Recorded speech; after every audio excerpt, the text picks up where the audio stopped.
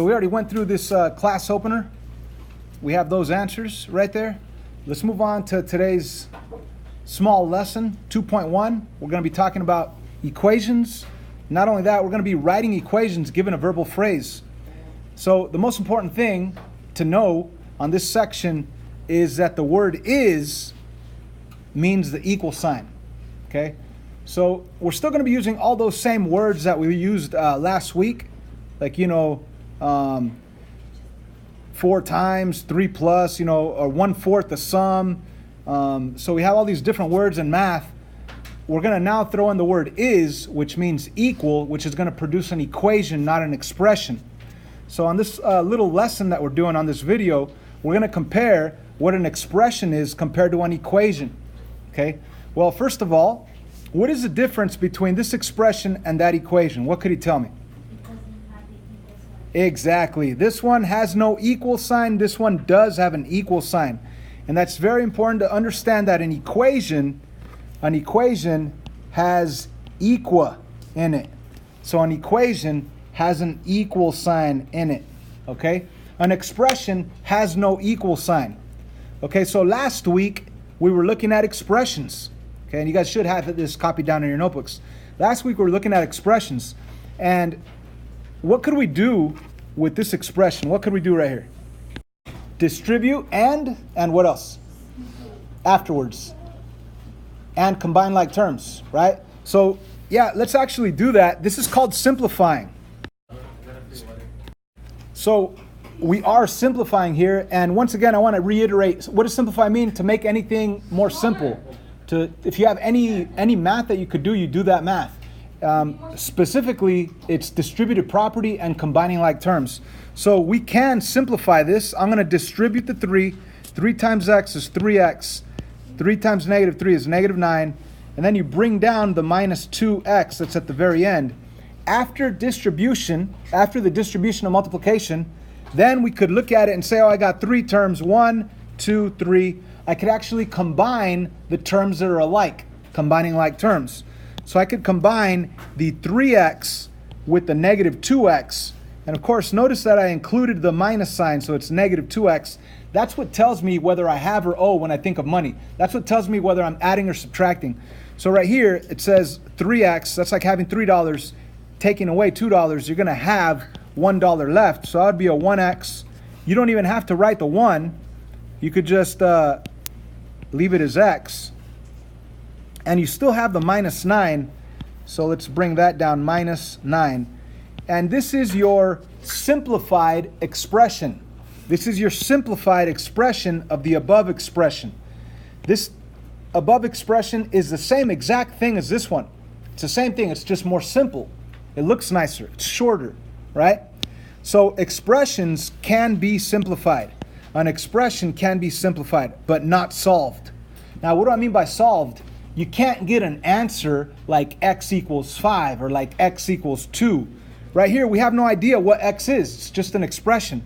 Now, if we compare that to an equation, which actually has an equal sign, down here it says an equation can also be simplified, but this one can be solved. So let's simplify this equation. As you could see, this equation right here looks kind of ugly. It's pretty long. There's a lot of things to do. I could do things. I could make it more simple. What do I mean by simplify? I mean distributed property and combining like terms. So 3 times x is 3x. 3 times minus 3 is minus 9, or 3 times negative 3 is negative 9. I bring down the minus 2x. And out of these 3 terms, 3x, minus 9, minus 2x, again, I could combine this 3x with this minus 2x.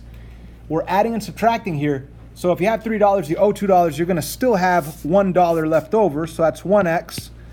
Bring down the minus 9, and then it equals 1 when you bring down the equal sign and when you bring down the 1. So this is still an equation, but now it's a simplified equation. This equation looked a little ugly. This equation looks a lot nicer. And once again, you don't need the 1 in front of the x. You could erase that. But this equation looks a lot nicer. X minus 9 equals 1. As a matter of fact, it's so simple, we could even think about this in our minds and find out what the answer is. Let's think about it. A number minus 9 is equal to 1. What's the answer? Anybody? 10, right? 10 take away 9 equals 1. So x actually equals 10. That's the answer. You solved it. That's the solution. Now today we're not going to be worried about solving. We're not going to be worried about finding the answer. We're going to be worried about writing an equation given a sentence. But before that, we need to understand what's the difference between expressions that we used to do and equations that we're going to start doing. There's definitely expressions inside equations. Now, an equation has an equal sign. Let me zoom in one more time. An equation has an equal sign. So this equal sign, it's kind of like if there were a wall and you have the left side of the equal sign and you have the right side of the equal sign. On the left side, we simplified. On the right side, we had just the number 1 that was already simple. Okay? So we're going to be dealing with equations later. Right now, I just wanted to talk about the difference between expressions and equations.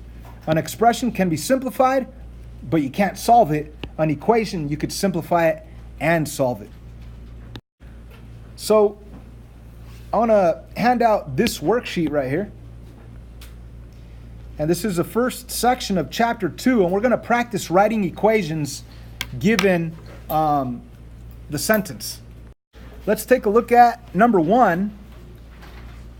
You guys have this in front of you. It says 53 plus 4 times b. Does that sound familiar? Yeah. Yeah. Where's that from? From the class opener. There it is. Class opener. So I did this class opener on purpose so it could help you get started on this worksheet. Okay? So let's go back to this worksheet. So again, number 1, 53 plus 4 times b, that's just 4b, is, remember the word is means equal, right? Let me show that to you. Right here on our notes, it says on the board, is means equal. That's the most important part of today.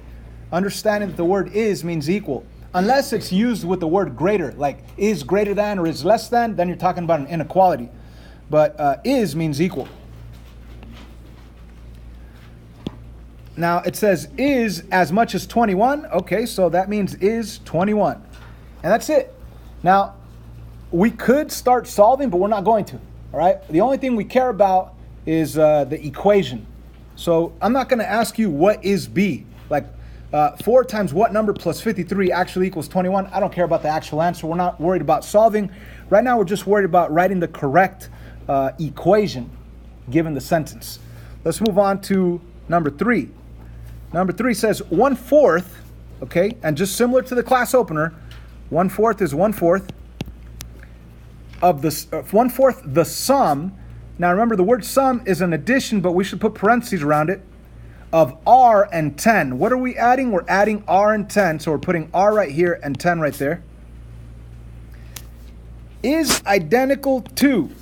What does that mean? Is equal to. Equal to what? R minus 4. So we're just going to put R minus 4. And that's all we're doing. And of course, if you wanted to check if you actually got it right, you just go to the back side of your worksheet. And, that one was number 3. I'm sorry. That was number 3. 1/4, R plus 10 equals R minus 4. That's exactly what we have on this one, number 3. Okay? So, the answer on the back, all we're doing is practicing writing equations. Let's take a look at number 5. It says degrees Kelvin K. So let's just write down K equals, that's they didn't even use the word is, they just wrote equals 273 plus degrees Celsius C plus C. Too easy. Should we do, let's jump to number 7. The sum S of the measures of the angles of a polygon is equal to 180 times the difference of the number of sides n and 2. Now that sounds crazy, but let's start writing this one piece at a time. Let's dissect it here. It says the sum S of the measures of the angle. So this whole thing is just saying capital S. The capital S represents if you add up all the angles of a polygon. Okay? It says is equal to. So the sum S is equal to. Capital S is equal to. And let's see what it's equal to. Bless you, by the way. 180. This says 180 times what? The difference of a number of sides n and 2. Okay, so S is equal to 180. Let's write down 180. Times, you could put the times, the multiplication dot if you want. Now you're going to multiply 180 by the difference of two things.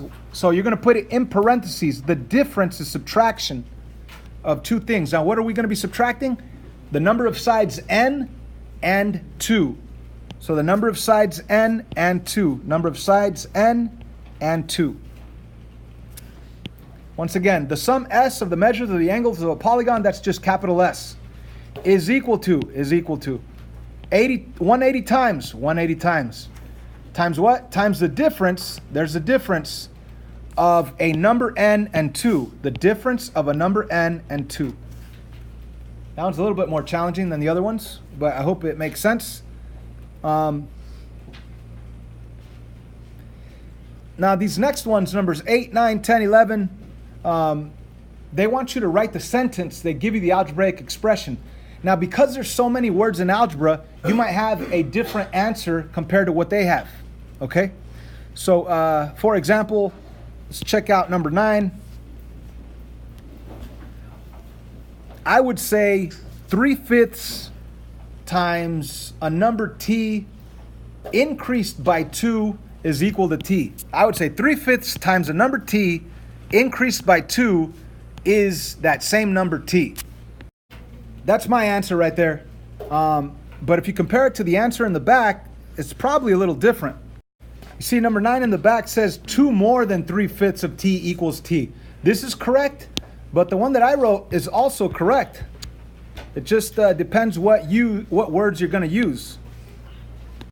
So you might have the right answer even though it's not written in the back.